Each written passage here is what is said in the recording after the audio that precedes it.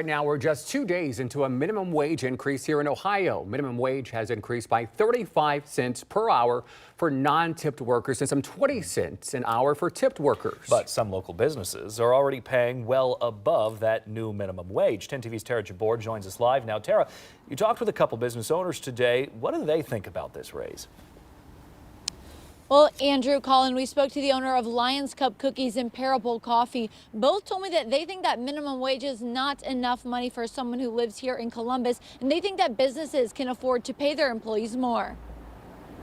At Lion Cubs Cookies, all employees make more than the Ohio minimum wage of $10.45 an hour.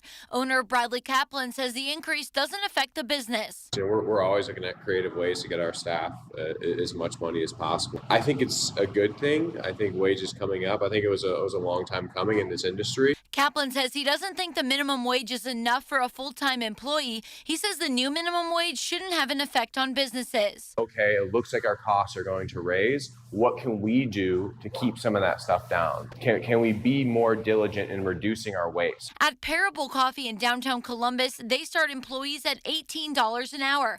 Co-owner Benjamin Willis says they regularly offer increases in wages for employees. Meet with our teammates for kind of like a biannual review, in which they're up for a pay increase that can go from anywhere from $50 to $1 to $2 or a position change.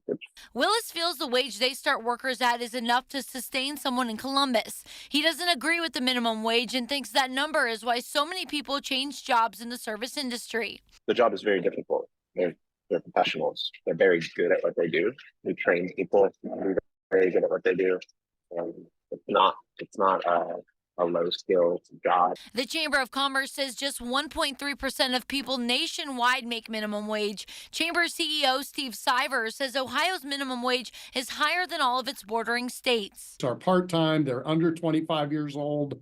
And while it's important that they're getting a raise, and I applaud that, the best way to get a raise in this economy and every economy is to increase your skills.